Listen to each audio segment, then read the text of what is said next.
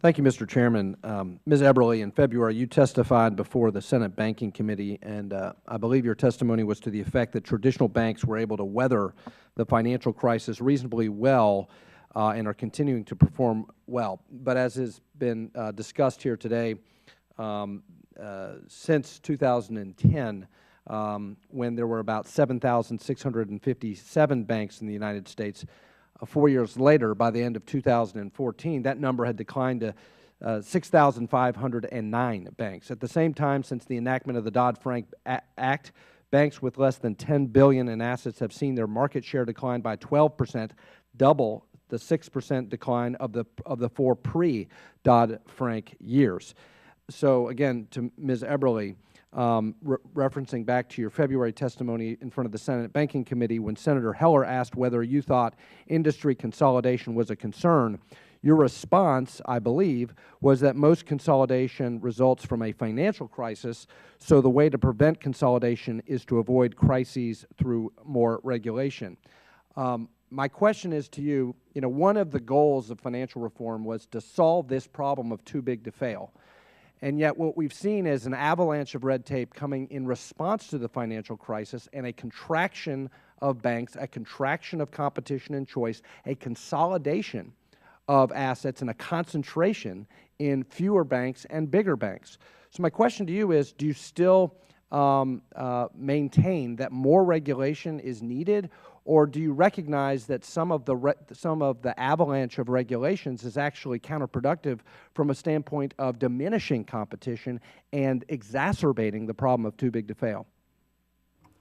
I believe in that hearing I was referencing our study on consolidation, which showed that about 20% of the consolidation that had occurred over the last 30 years was attributed to too big crises, with failures from the crises. And so what's in our control is to have good supervision, not regulation, but supervision, to ensure that banks don't fail, so that we have good balanced supervision in good times and we don't go too far in bad times. So that's, I think, very important. And fair enough, and I'm all for supervision and making sure that we don't have a financial collapse. But to kind of follow up Mr. Ginta's line of questioning, where he was referencing only 5 new charters in the last number of years, I think Senator Shelby referenced only 2 de novo bank charters had been granted since the financial crisis. My question, really, following up your testimony in the Senate, is, do we really believe that it's a 6-year economic cycle that's to blame here, or can we acknowledge that at least some of the reason for the consolidation, some of the reason for the lack of new charters is over-regulation?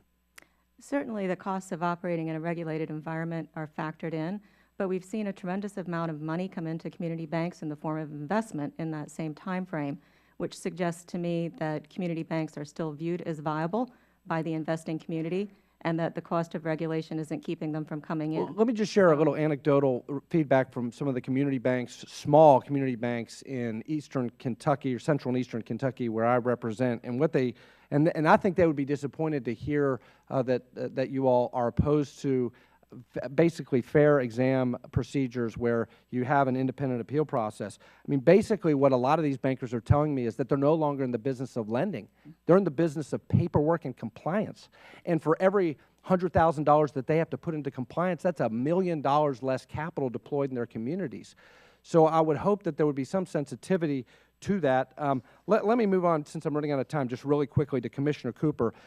You mentioned in your written testimony that you support granting QM status to loans held on portfolio by a community bank. I have a bill called the Portfolio Lending and Mortgage Access Act.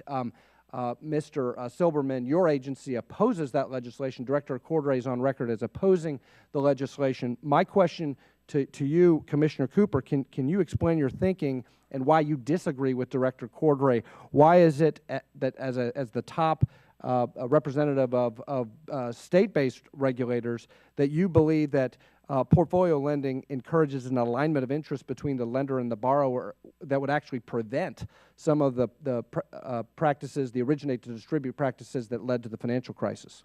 Well, Congressman Barr, you said it very well. The community bank model does align the risk of the entity with the benefits of the consumer, and so we believe, the CSBS believe, and state regulators believe, that community banks holding mortgage then portfolio should be exempt because it also has created a problem that we believe by survey that it is declining, and if we don't reverse this decline, we'll continue to have obviously further decline.